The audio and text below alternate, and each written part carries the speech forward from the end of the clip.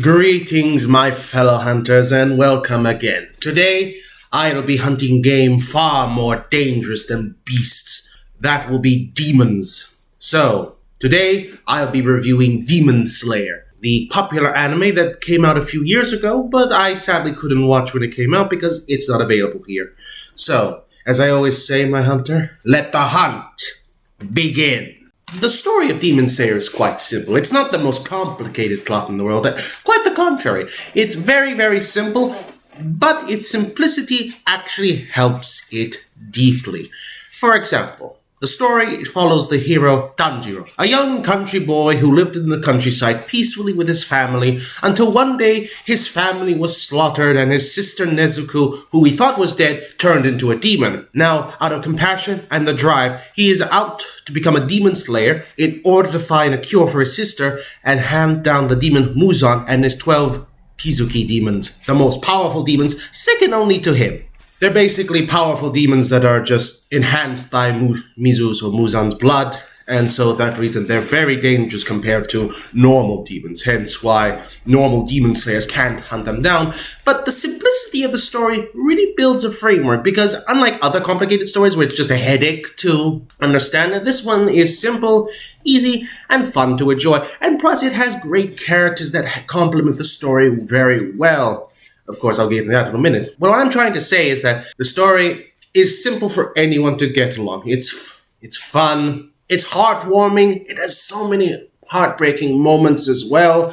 I actually feel sad, and I really do feel sorry for some of the demons because of their tragic backstory and how some of them fell into their temptation, like other hunters I know. It's all sad, it's all dramatic, and it's all beautifully put together. There's very little I can complain about in terms of story, because honestly, if I was to complain about it, I'd just be nitpicking at times, because there are certain things that I don't understand that the story just doesn't seem to take fully. Like, for example, in the story, in order to fully defeat a demon, you have to decapitate them. But because the swords, because the swords hinder the regeneration process, but cutting off limbs doesn't seem to hamper it. Now, I know that's a bit of a nitpick, and like I said, if I nitpick, it feels like I'm just trying to find problems where there isn't one. So overall, I find the story very well paced and very well written, and a fan that anybody of shonen anime can get into. So yeah, the story is excellent,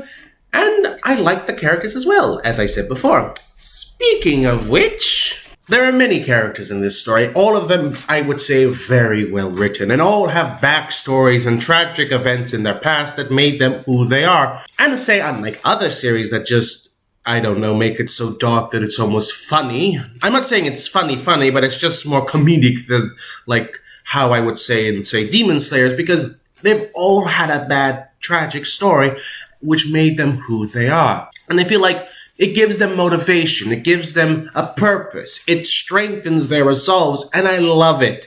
It's well written on how they do it. So, just to make this simple, I will talk about the four main characters, and then I'll close my thoughts as usual. So first up, we have Tanjiro, the main protagonist of the series, and an all-around good character. He is a very sympathetic and empathetic character. He has no malice. Well, he does have malice towards injustice that the demons do cause, but in the end, he is more compassionate towards them. He feels their suffering, and in the moments before their end, he basically, what's the word I'm looking for? He basically comforts them before their death. A far cry from other demon slayers who just do it because, demons are bad, therefore we kill all the demons. No, he's different. He actually shows compassion. He shows empathy to them after they die. It's rare to see characters like these, honestly, because most other protagonists are just gun-ho, ba-ba-bam. But him, he's more kind-hearted, and I feel like that's a great strength to him, and it makes him more compassionate towards the demons, and it's nice. It's a fresh air, and it helps him a lot. And I feel like his sister is also pretty good, too. Nezuko is another character, which is basically, even though she doesn't speak, she has brimming with personality through the animation. It's amazing how much you can actually see from her feelings or to her emotions. It's impressive that they can display so much with no voice, because normally, You hear the voice of the characters along with facial expressions to know how they're feeling. But with Nezuko, I can actually determine what she's feeling with the animation alone, which I guess shows that, yeah, animation's pretty good when it comes to this. It just can show without telling. So yeah, Nezuko's pretty well done. She's fine. I can't really say much because she is kind-hearted and very protective of other humans because she had a suggestion put into her to say that all humans are family.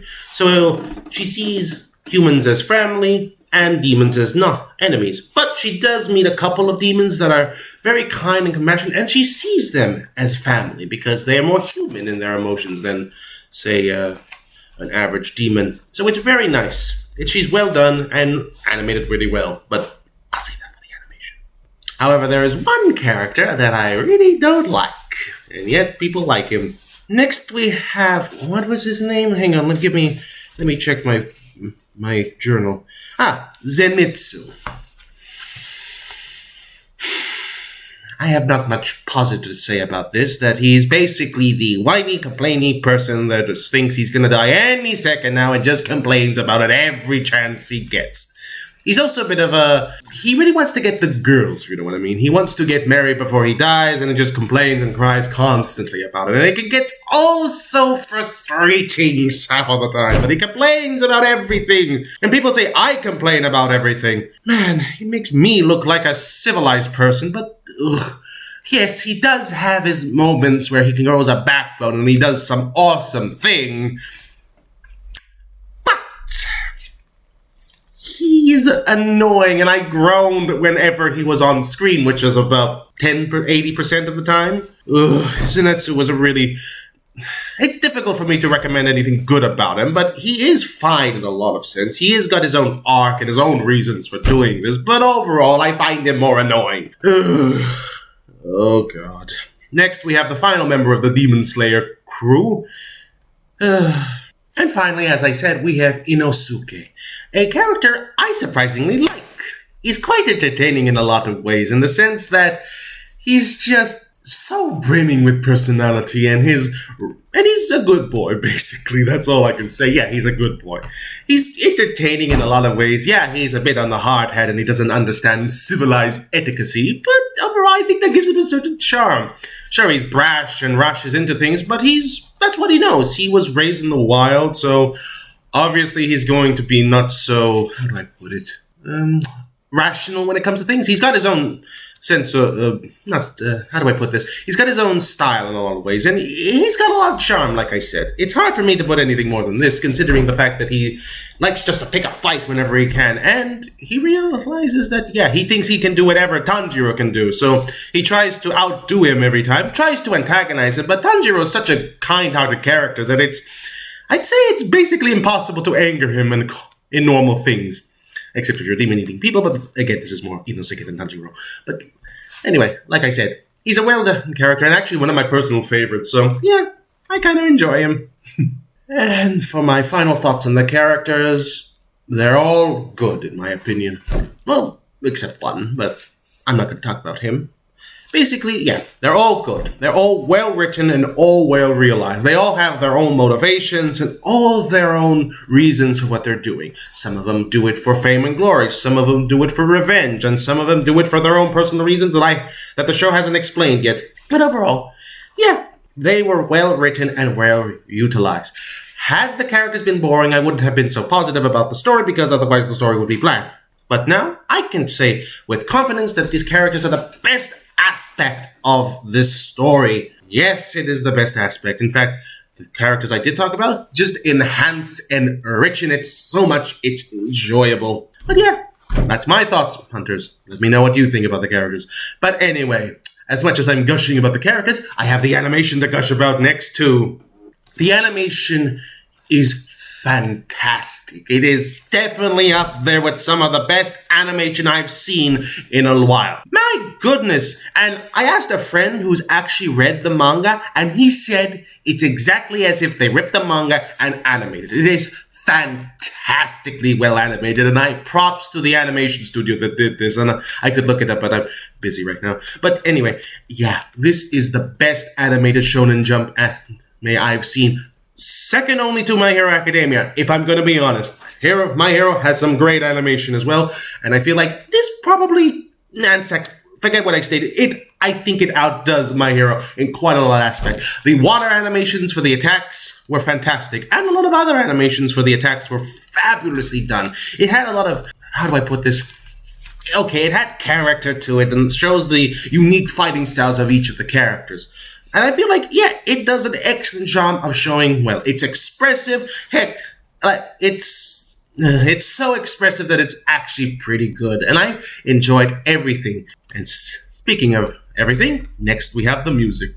The music in this series is excellently well composed. It fits the themes perfectly. The opening is suspenseful, the ending is somber, but everything in between is wonderful, like a very well done sandwich. It has a lot of meat in it, in the sense that it has a lot of upbeat moments that just make you smile, but it also has a lot of somber moments and quiet moments to make you reflect on just what happened.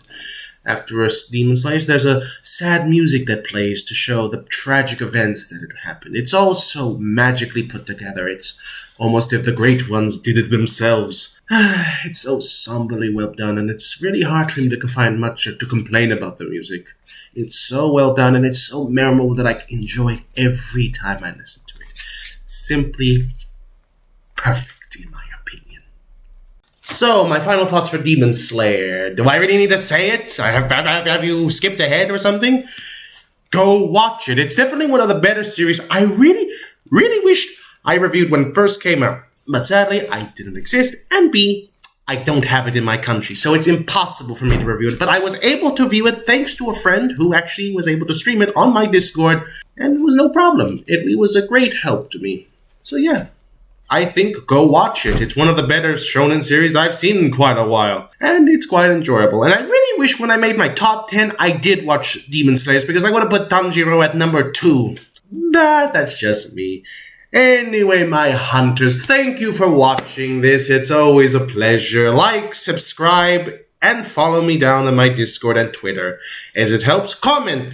Please comment. Tell me if I'm wrong, or maybe I'm just overhyping the series like everyone else. But until my hunters, until we see each other again, may the good blood guide your way.